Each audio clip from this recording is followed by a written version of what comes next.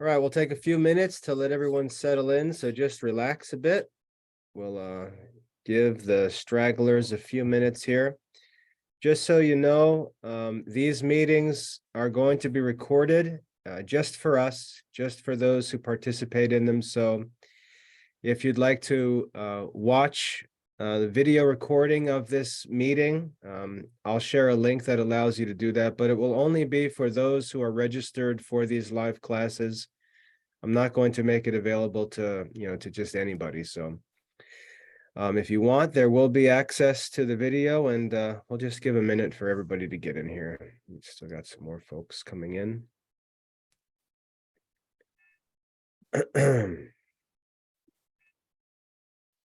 Just a few minutes.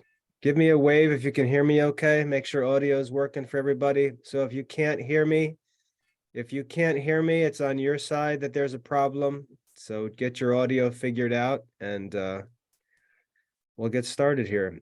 This is the Latin class, so we're going to be talking about grammar and reading. Make sure you're here for the right class. Now, listen, today we're going to take a big risk here.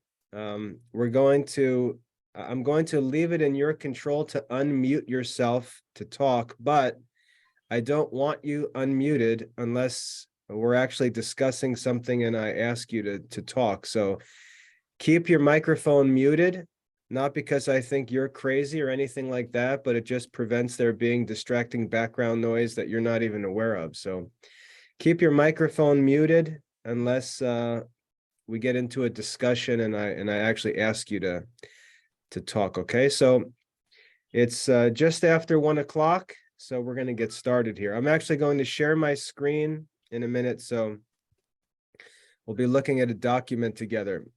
Now, what we did last week, we talked about the parts of speech. Some of you, at least one of you has a microphone unmuted. Can you mute your microphone, please? Or I'll just mute everybody, make it easier.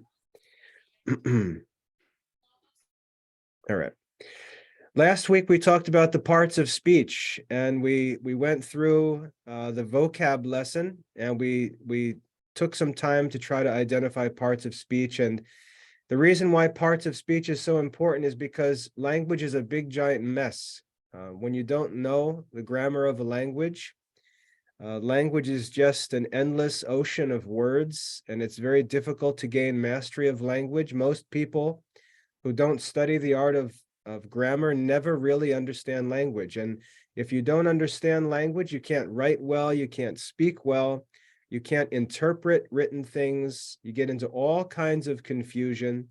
And that's why in the old days, when you hear stories about church history and they say things like, the church didn't let people read the Bible, or the church didn't let people translate the Bible, or only, approved bishops or priests or other teachers in the church were allowed to talk about the Catholic.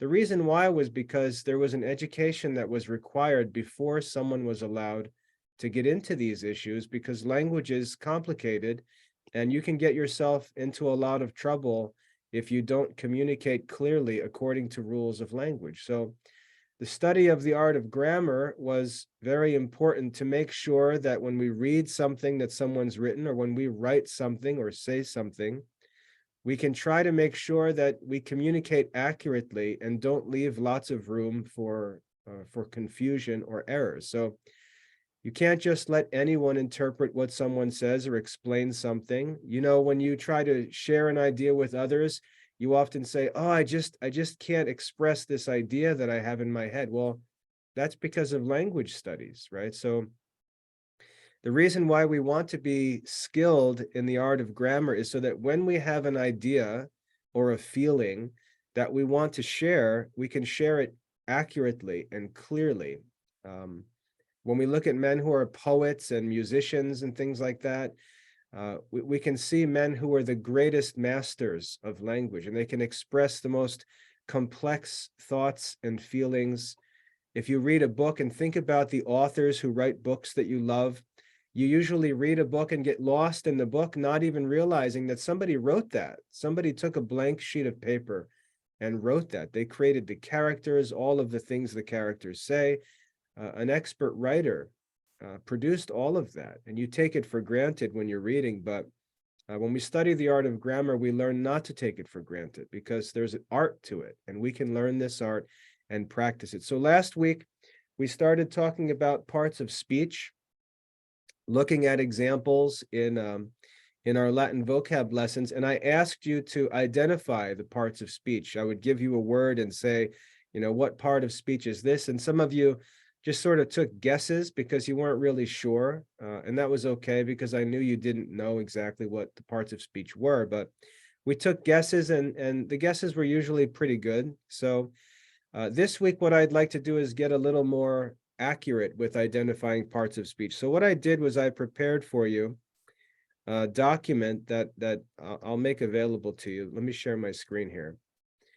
What I did was I went through the Latin grammar course, and I pulled out the definitions of each of the 8 parts of speech. So if you study Latin grammar, which all of you should, which I would very much like all of you to study, and to study as early as you can and as much as you can. If you go through the whole Latin Grammar 1 course, you'll learn all 8 parts of speech. You'll learn all their definitions, all their different forms and stuff like that. But what I did was I went through the Latin Grammar course and I pulled the definitions for each of the 8 parts of speech, and I put them all on one document here that I'm going to give you all. So don't worry about getting the document. Just look at the screen with me, and I'll zoom in a little bit here and make it easier for you. So we have the 8 parts of speech in Latin, and you can see it's taken from Alvarez's Latin grammar. We have the definition for each part of speech, and in the parentheses, you'll see a number. That's the lesson number where we study that part of speech. So the nouns are studied starting in lesson 4, pronouns start in lesson 29, verbs in lesson 35, the participle in lesson 83, and then the preposition in 84, the adverb in 85, interjection in lesson 86, and the conjunction in 87. And that's the end of Latin Grammar 1. So all that we study in Latin Grammar 1 are the 8 parts of speech. That's what grammar is, as far as the first part of grammar. And you've got the definitions here on this one document, which I recommend, once I share it with you, you print a copy of this and just keep it in your notebook or on your desk, wherever you study, so that whenever you study grammar or you're working in Latin lessons or Latin reading or Latin vocab, you can just look at this sheet and you'll have the definitions of the 8 parts of speech, and it'll help you to start to identify them. Now, let me ask you a question, and you can chat on this one because I know that a bunch of you will probably have an answer. Last week, I told you that it's not a trick, but it's a method of figuring out which part of speech a word is. Does any of you remember what I said the method was to figure out what part of speech a word was? I told you there's a way. No, not the thing test, not the thing test, not the thing test. Let me explain. The thing test was how to identify an adjective noun, how to tell if a noun was a substantive or an adjective. So get the thing test out of your head. That's not what I'm talking about. I told you that there was a way that you could figure out what part of speech a word was. It was a method. It was a process. That's a little clue. It was a process. Good. Abigail got it. Good. I taught you last week that you should use the process of elimination. So if you see a word in Latin and you're asked, what part of speech is this word? Sometimes you'll know immediately. You'll know right off the bat. You'll look at a word and say, oh, that's easy. That's a verb, or that's an adjective, whatever. That's easy. But sometimes you won't know. Sometimes you'll come across a word, maybe even most of the time, because it's hard to identify parts of speech. You'll come across a word and you won't know. And what you should do is just go through one part of speech at a time and ask, is this word a noun? Is this word a pronoun? Is this word a verb? And so on. And you can eliminate ones that obviously are not the right answer. And that's the goal of the process of elimination. Why did I say it was a good idea to use the process of elimination? Why is the process of elimination helpful when you don't know something? Who can answer that one? Go ahead and chat me an answer. Why is the process of elimination helpful? What does it actually help us to do? If you know the answer, you wouldn't use the process of elimination. What does the process of elimination actually help us to do? Anytime you're taking a test, anytime you have a multiple choice question or something like that, why is the process of elimination helpful? Who remembers? Let's see if anybody's got a good answer for this one. I'll give you a minute to type. Brings down the choices. Good. So the unidentified red person said it brings down the choices. And what does that mean? It allows us to take a guess. If we're going to take a guess, we can guess from a smaller number of choices. And when we have a smaller number of choices, the likelihood that we guess correctly increases. So if you don't know the answer, you're not sure what the answer is, it's always better to use the process of elimination and at least take an intelligent guess. So that's what we talked about last week, and we practiced that a little bit. So let's move on to the new stuff. This week, I'd like to start making this clearer for us. And so we're actually going to walk through the definitions of these 8 parts of speech. Some of them you won't understand, so I'll explain them. So don't get anxious about these definitions. In other grammar courses, whether if you're studying grammar in another homeschool program or something like that, or even if you're taking a course like elementary grammar or in classical grammar, the definitions may be slightly different, but these are the definitions of the 8 parts of speech in Latin taken from our Latin grammar textbook. So they're very important because if you use another rule, if you take a rule from another book, it may simply not work in Latin. It may not be true. Sometimes what the people who write books, they try to make an idea as easy as possible for children to learn, but it's not really true. For example, if you read an English grammar book, they may say something like, a noun is a person, place, or thing. Have any of you ever heard a noun defined as a person, place, or thing? A noun is a person, place, or thing. Who can tell me what's wrong with that? What's wrong with saying that a noun is a person, place, or thing? What's wrong about that? Does anybody have an idea? What's wrong with saying that a noun is a person, place, or thing? If you're really sure that you know the answer, then you can request to open up your mic. What's wrong with saying that a noun is a person, place, or thing? All right, none of you are going to get this one. Good, so I'll explain it. It's good for you not to know the answer because that's what we have to talk about. If you came here and knew all the answers, the class would be a waste of time.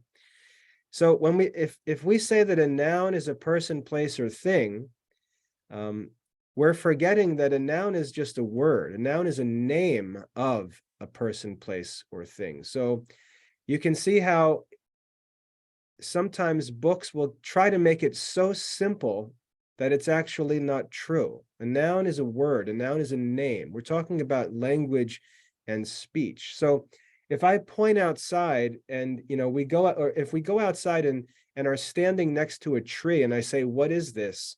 And you say, it's a tree. If I asked you, is this a noun? The answer would be no, the tree is not a noun. The tree is a tree, it's a plant.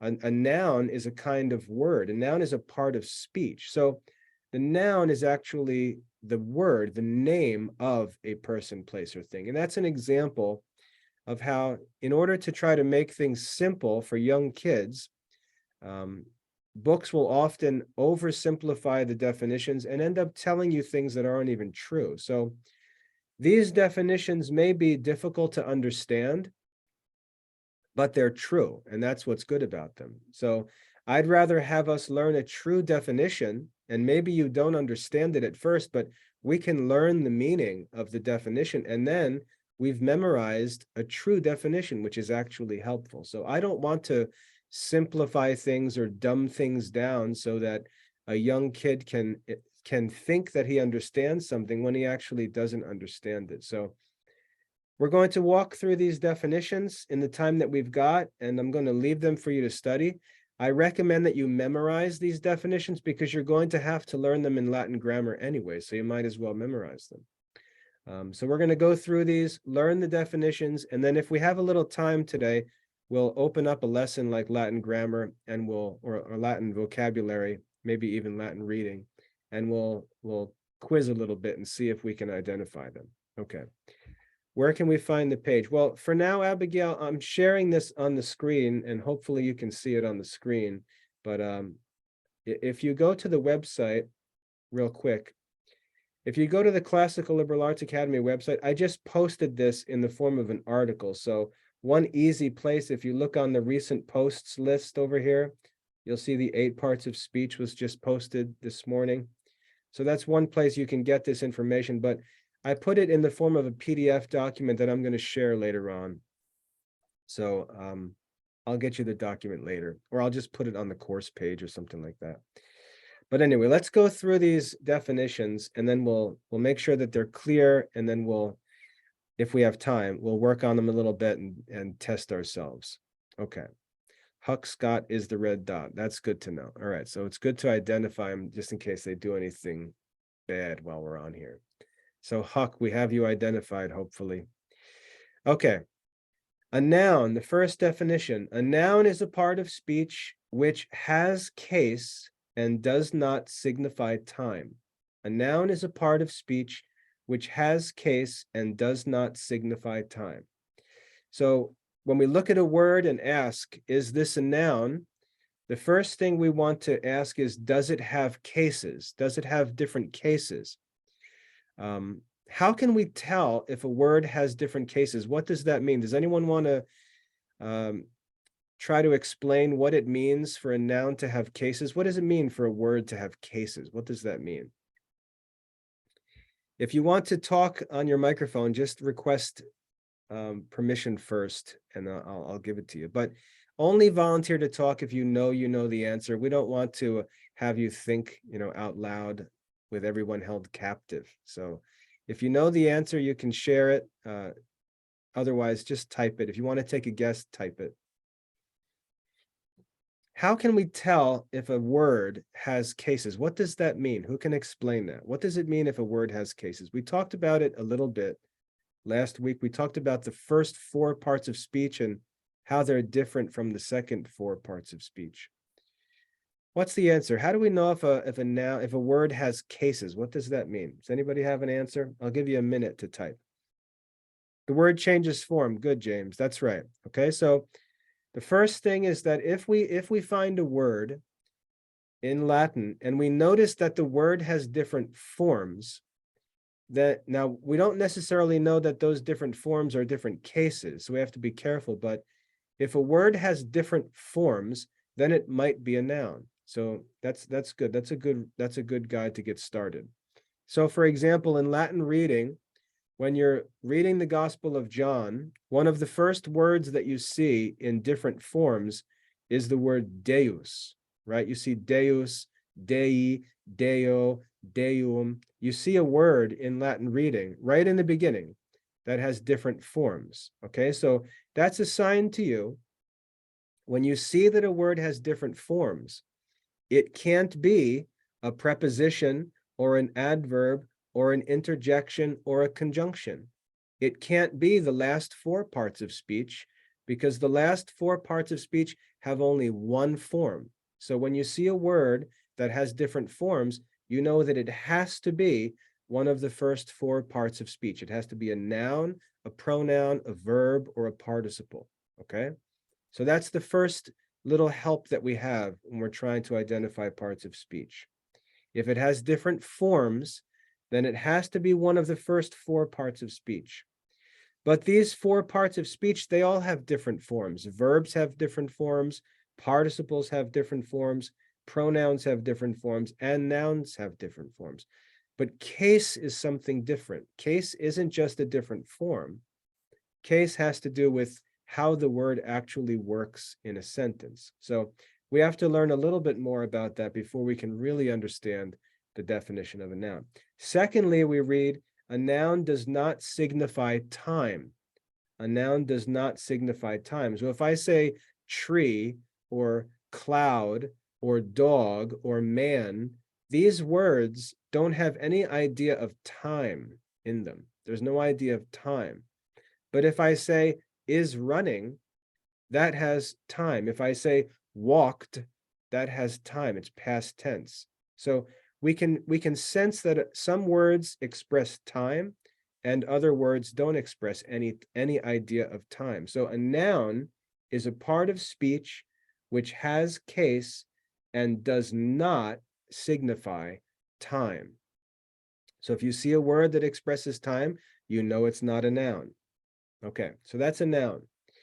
A pronoun, the second part of speech. A pronoun is a part of speech which, in the place of a noun, that's what the word pronoun means, in the place of a noun, signifies a certain person or thing. A pronoun is a part of speech which, in the place of a noun, it stands in the place of a noun, signifies a certain person or thing. The phrase certain person is a little tricky because sometimes when we say a certain person, we mean one person. You know, I'm thinking of a certain person. That's really not what that means. It means any person, okay? Any person. Not a particular specific person, because when we name a specific person, we give their name. If we use a pronoun, we're not naming a specific person. We're referring to someone who's already known or something that's already known. So a pronoun stands in place of a noun and signifies a certain person or thing. Now, the way that we can test if a word is a pronoun is by replacing the pronoun with a noun. If we can replace the pronoun with a noun and it makes sense, then it's likely a pronoun. So that's the second part of speech. A pronoun is a part of speech which, in the place of a noun, signifies a certain person or thing. Number 3, a verb. A verb is a part of speech which has moods and tenses. And so there's a typo there. Has moods and tenses and not into cases is declined. That's a little sloppy because it's the exact translation from the Latin. A verb is a part of speech which has moods and tenses and is not declined into cases. A verb is a part of speech which has moods and tenses and is not declined into cases. So that's our definition of a verb. When it says it has moods, right, we think of moods as emotions, but that's kind of helpful because what moods are different ways of expressing actions or things that are expressed by verbs.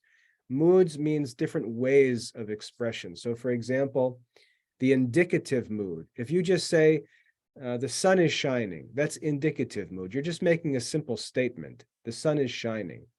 If I say, get out of here, that's a command. That's a different mood, a different way of speaking. Get out of here is a command. The sun is shining is indicative. A command is imperative mood. And if you haven't studied moods yet, you'll learn about this in grammar, so don't worry. But there are different ways of expressing ideas, and those are called moods with verbs. And then tenses means times. So present tense, past tense, future tense, those are times. So verbs are a part of speech which has moods and tenses. It expresses times, but does not decline into cases, doesn't have different cases. There's no nominative case, genitive case, dative case for verbs, all right? Fourth, a participle. A participle is a part of speech which has both cases and tenses. A part of speech which has both cases and tenses. So a participle is like a noun, and it's also like a verb. It has cases like a noun, and it has tenses like a verb. Now, if you look at those 3 definitions, the definition of a noun, of a verb, and a participle, you can see how we tell the difference between them.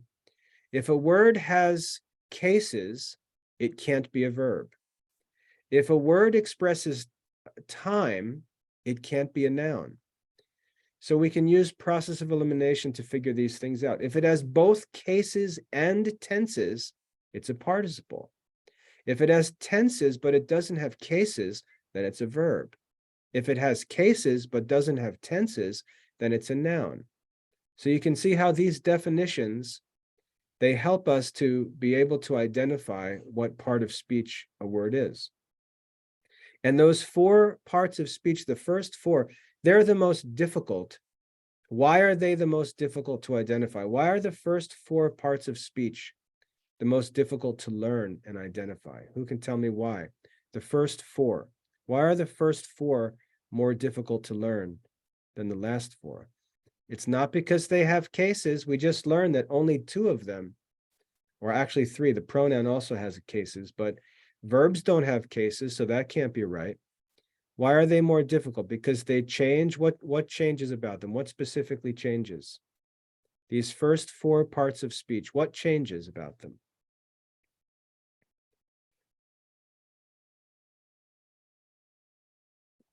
It's okay, Abigail. That's why we have everything muted. They change form. Good. Unidentified red person says they change form, and that's right. Okay. So those first 4 parts of speech, the reason why they're difficult to learn is because they have different forms, and it takes us a while to learn the different forms. Let me show you how I can prove that they're difficult to learn compared to the other 4. If you look at these definitions, look at the numbers at the end of the definitions. We start to study nouns in lesson 4. We start to study nouns in lesson 4. Look at where we start to study pronouns. We start to study pronouns in lesson 29. That means we study nouns for 25 lessons in Latin grammar. That's how hard it is to study nouns, the first part of speech. It takes 25 lessons to get through the nouns. Then we get to pronouns. They start on lesson 29, and we don't start verbs until lesson 35. So that means for 6 lessons or so, we study pronouns. It takes 6 lessons. When we get to verbs, they start on lesson 35, and we study verbs all the way until lesson 83. So that's almost 50 lessons on verbs. That's how hard it is to learn the verbs. And then when we get to the participle, after we've learned all the nouns, all the pronouns, all the verbs, and all their forms and rules, we get to the participle, the last part of speech, and it takes just 1 lesson. Then we get to the last 4, and we see a preposition, lesson 84. Adverb, lesson 85. Interjection, lesson 86. Conjunction, lesson 87. So the last 5 parts of speech here only take 5 lessons. The other parts of speech, the first 3, take 82 lessons. So you can see how much time we need to spend on the first parts of speech. The last 4, they're just 1 lesson each. The reason why we don't need a lot of time for participles is because everything that we need to know to understand participles, we already studied in nouns and verbs, so they're easy to learn. But you can see how difficult it is to learn the first 4 parts of speech, and then how easy it is to learn the last 4 parts of speech, okay? So the first 4 take some time. They're the difficult ones. Once we get down to the last 4, these get much simpler. So let's look at a preposition. A preposition is a part of speech which is generally set before other parts of speech. And if you look at the word preposition, what does that mean? It literally means set before other parts of speech. The word preposition means set before. That's what the word means. Preposition, pre means before, and position means set or placed. So a preposition, it'd be easier if you think about it as a preposition. It's set before other parts of speech. And then we've got this second part of the sentence here, which says either separately or conjunctly. Either separately or conjunctly. And what that means is A preposition can be set as a word in a sentence by itself, or it can be combined with the other word. And we see this all the time. The word preposition itself, if you look at the word preposition, this word pre is a preposition, and it's set before the word position, and they're joined together. That's what it means when they're set together conjunctly, okay? Conjunctly. The word preposition is an example of a preposition set before another part of speech conjunctly. So you have an example there. The word adverb, the word itself, adverb, is another example. You have the preposition ad, which means next to or toward, and it's set before the word verb, but they're joined together in one word. That's what it means to be set before conjunctly. Interjection is another example. Inter is a preposition, and it's set before this word yektio, which means it means thrown, literally, or set. So inter is another example of a preposition that's set before another part of speech conjunctly. And then the word conjunction again. Con is a preposition, and it's set before the word junction, which means joining. Con means together. Junction means joining. So conjunction means joining together. So these words are examples of prepositions that are set before other parts of speech conjunctly. If you study Latin reading, you already know lots of prepositions. For example, in principio, the word in is a preposition. The very first word you learn in Latin reading is a preposition. In principio erat verbum, et verbum erat apud Deum. Apud is a preposition. So if you're learning Latin reading, you already know many prepositions, but make sure you understand very simply, a preposition is a part of speech which is set before other parts of speech. Set before is what the word preposition means. And what prepositions do is they explain for us the relationships of different words in sentences. And we'll talk about that in another lesson because we've got to get moving through these. But that's a preposition, number 5. Number 6, an adverb. An adverb is a part of speech which added to verbs. That's what the word adverb means. An adverb is a part of speech added to verbs, explains and defines the signification of them, explains and defines their meaning. So for example, if I was trying to tell you a story or report on something that I saw, and I said, I was watching a football game on Saturday, and one player ran for a touchdown. That might be clear enough, but I might want to say something more. I really want to express the speed of the player. So I say, I was watching a football game on Saturday and a player ran quickly for a touchdown, right? Quickly is an adverb. It's a word that's added to a verb to make clearer what I'm really trying to signify or express when I describe the action. The verb might not describe it enough. I want to add more detail. So an adverb is a part of speech which added to verbs, that's what adverb means, added to verbs, explains and defines the definition of them. Now, last week I gave you a clue in English how you can easily identify an adverb.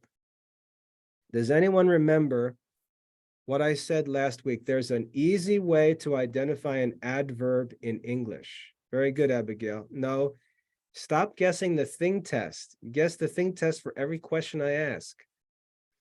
Yeah, good. It's the ending ly, all right? The ending ly. So an easy way to identify an adverb in English is they have the ly ending. So quickly, it ends in ly, it's an adverb. Happily, painfully, any word that ends in ly is an adverb. So that's a good way to identify an adverb. So if you're working in Latin reading and the translation has the word ending in ly, that's an easy sign for you that it's an adverb.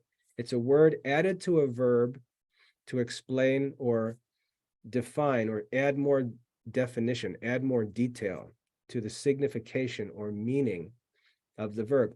And adverbs don't only get joined to verbs, they also sometimes get joined to adjectives or to other adverbs. Okay, so an adverb is a part of speech which added to verbs explains and defines the signification or meaning of them. Number 7, an interjection. An interjection is a part of speech which indicates various affections of the soul. So affections or feelings or emotions. If you put an affection into speech, that's an interjection. So if I see you walking down the street and I say, hey, that expression, hey, is an interjection. It's just an emotion. It's me trying to get your attention. If I see something that's really amazing and I say, wow, that's an interjection. So any word that expresses an emotion or an affection of the soul, that's an interjection. Okay, an interjection. Emotional words, they're usually marked by exclamation points or they're usually used in expressions that have exclamation points because they express some kind of unusual emotion. That's an interjection. And then lastly, a conjunction is a part of speech that connects or orders the different parts of a sentence. A conjunction is a part of speech that connects or orders the different parts of a sentence. So the word and or but, they're the easiest and most common conjunctions, but there's lots of them. And we'll learn them in grammar. Notice they're not just words that connect parts of sentences, they also order the different parts of sentences. Okay, so if you studied elementary grammar, for example, and you learned about subordinate clauses are usually introduced by conjunctions that order or that reveal the order of the different parts of the sentences. Okay, so those are the definitions of the 8 parts of speech. You've got them all in front of you here. I recommend that you memorize them for your own learn. No one's going to ever walk up to you on a street. You're never going to be invited onto a game show on television and have to answer what are the different parts of speech. You're not going to go to a job interview one day and be sat down and asked, can you define a participle for us? This kind of learning is not for the sake of your career or anything you pursue in the world, unless you decide to teach languages, but this is knowledge that helps you to understand how to use language. So will this help you to get a job? Well, you could say no, but I disagree. Being able to speak clearly and effectively will certainly help you get a job. Will this help you get into college? No, because they're not going to ask you a question about parts of speech as some sort of direct application question.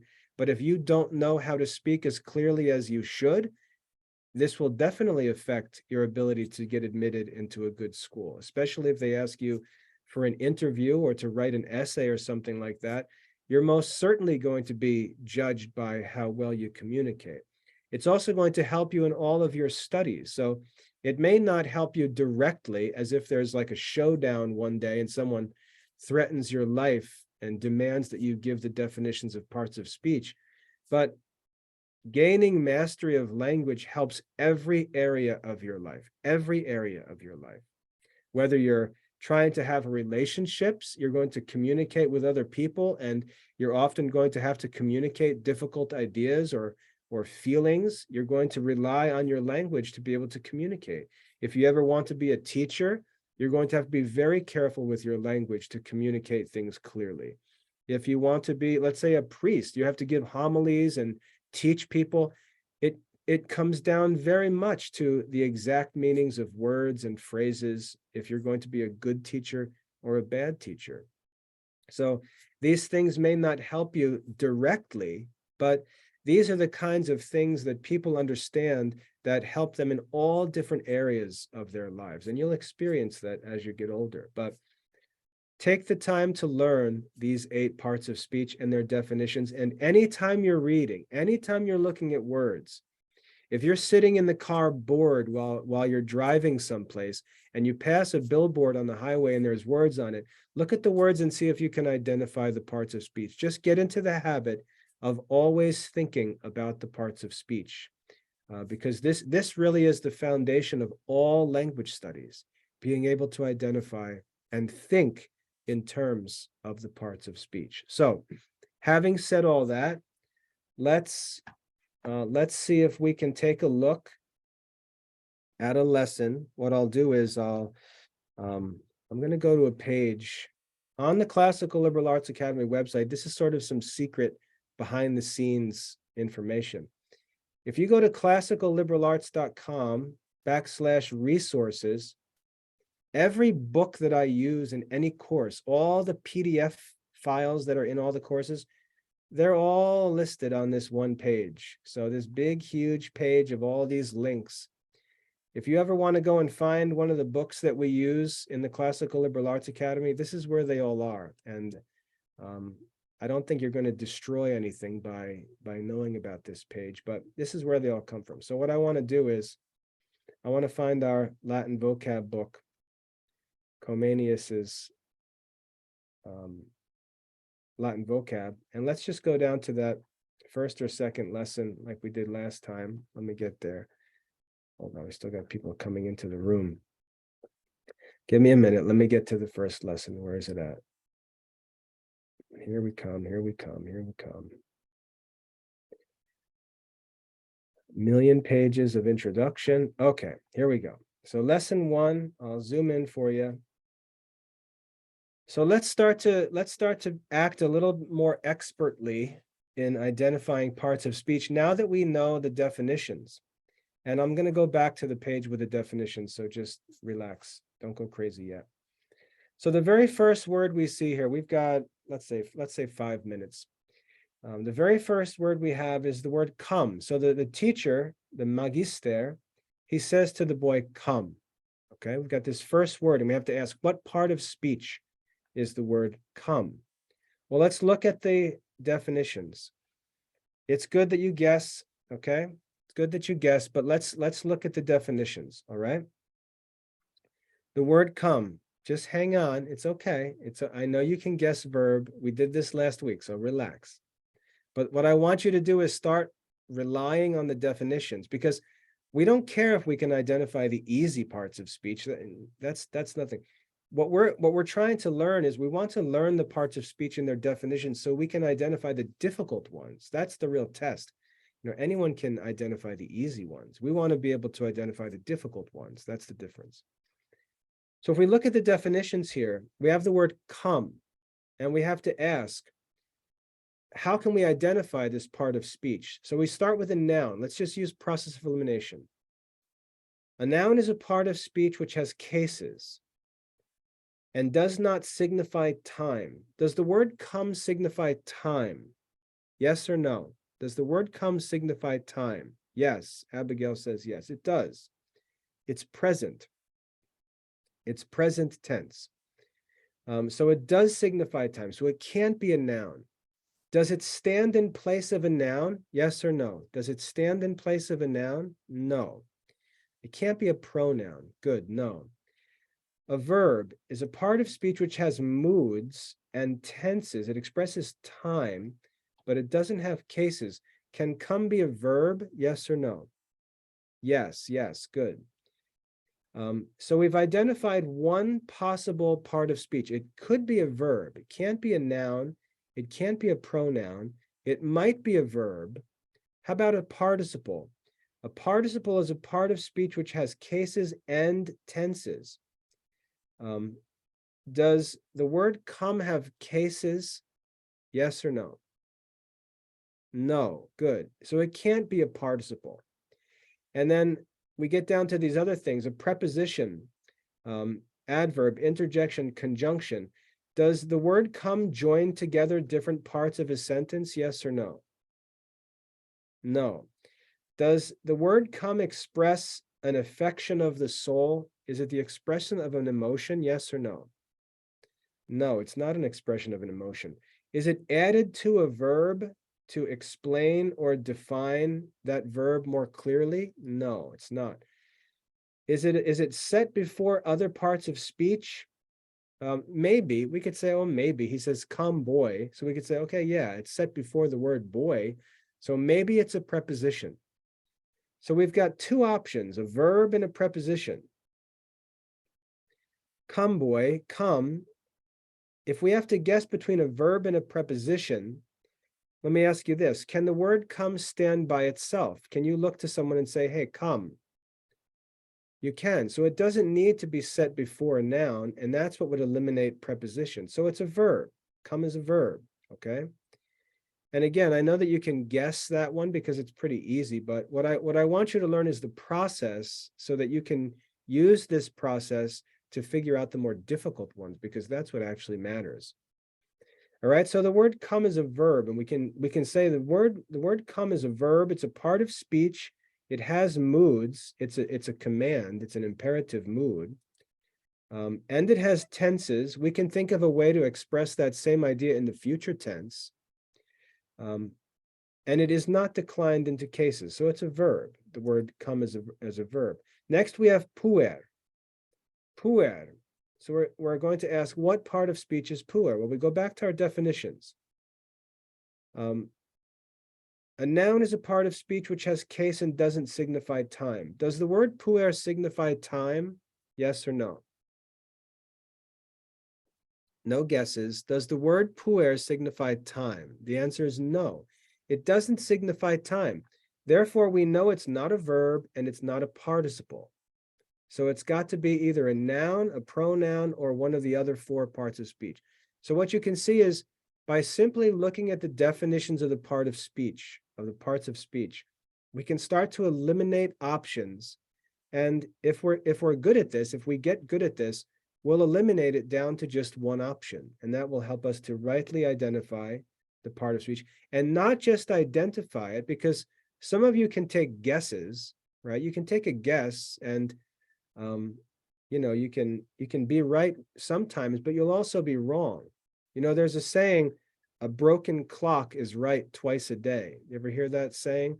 So if the clock stops running and the clock isn't even moving, twice a day, the clock will actually show the right time. But that doesn't mean the clock is a good clock. Okay, so if you guess answers, you might get them right once in a while. But you're not going to get the ones right that are actually difficult, and you're not going to know why it's right. So if you take a guess and I say, okay, you guessed the right answer, but tell me why it's that part of speech, you won't be able to explain why. And so you really won't know. So I don't want you to just blindly guess. I want you to understand the definitions of the parts of speech and use these definitions to identify parts of speech. This may be boring. This may seem annoying. Why does Mr. Michael bug us all the time about parts of speech? It's because this is where language studies begin. This is where you really move from just being an ignorant person who says the things that you say because it's what you heard mommy and daddy say and what you heard other people say, what you heard the guy on television say, moving from that to a person who actually understands language. The parts of speech, understanding the parts of speech, that's where you move from one group of people to another and actually begin to become an expert in language. That's why they're so important. That's why I'm always going to be bugging you about parts of speech, okay? Being able to look at something that someone writes or something you write or something someone says and identify the parts of speech of the words that are used, that's when you know that you're becoming a master of language. That's the beginning of grammar. The whole first level of Latin grammar, all we're doing in that course is studying the parts of speech. That's how important they are. The same thing is true of English grammar or any other language. If you want to learn French or Spanish or Italian or German, the first thing you have to ask when you look at another language is, what are the parts of speech in this language? Because I can show you a page filled with French language, and you'll just see this big page that looks like somebody spilled words all over the place if you don't know the language. the first thing you should ask are, what are the parts of speech? What are the classes of words? And then how can I learn the parts of speech? That's what we study in grammar. And once you learn that, you can begin to understand language, and you can begin reading and translating. So understanding the parts of speech is really where language studies begin. And if you learn how to learn languages, you can learn any language you want very quickly. You can learn any language. I was just talking with Mrs. Michael last night, and we could easily add Italian, French, and Spanish classes in the Classical Liberal Arts Academy, and you could all study them very easily, because we would just start with translation exercises, just like we do in Latin, and we would study the grammar for those languages, and we would learn the parts of speech. Once you learn how to learn languages, and again, notice what I'm saying. Once you learn how to learn languages, you can easily learn lots of different languages. So the first thing is learning how language works, and then working to learn any language that you need to learn. When we look back in history, the greatest language experts were the Jesuits. The Jesuit missionaries were the greatest masters of language. And what they would do, because they studied classical grammar and they understood how language works, the Jesuits could go to a foreign country and just move in with some foreign people. And within a couple of months, they could start to learn their language. And the Jesuits actually wrote the first grammar books in many of the world's languages as missionaries. They actually visited people, learned their language just by speaking with them, took their language and turned it into grammar textbooks, which they could actually use to teach people the art of their own language. That's what the Jesuit missionaries could do. So because they understood how to learn language, they went to places where people spoke languages but they didn't know how to learn language. And the Jesuits actually taught them the art of their own language. And then once the Jesuits could do that, then the Jesuits would translate Catholic books and the Bible and things like that into their language and use that to evangelize them and lead them to the Catholic faith. So the Jesuits went into places where no one even knew their language, figured out their language, wrote the textbook that explained the grammar of their language, and then used that to translate Catholic books into their language to lead them to the Catholic faith. So to me, that's interesting stuff. I don't know, maybe I'm crazy, but I think that stuff is pretty neat. They could go into a place with people that they couldn't communicate with, and just little by little learn their vocabulary, learn their expressions, keep notes on all of it, start to organize it into a system, and then actually create a grammar of that language that they could teach others and use for translation work. So that's what the Jesuits did back in the old days. I'm talking old days, like St. Francis Xavier back in the 15 and 1600s. And that's how they used their classical education to actually evangelize the world and convert many different nations and groups of people to the Catholic faith. It started with grammar studies. Okay, so we have the definitions of the 8 parts of speech. I hope that that's helpful. I don't expect that you understand everything that I went through today, because I went through it quickly because we only have 40 minutes or so. But this document, you can get this on the website, and I'm going to put a link to this document. Listen carefully. I'm going to put a link to this document in the student forum on the Latin grammar course page. Okay, so I'm going to put a link to this document in the student forum on the Latin grammar course page. If you're not enrolled in Latin grammar, get enrolled in Latin grammar. Get started in Latin grammar. Just start making your way through it slowly.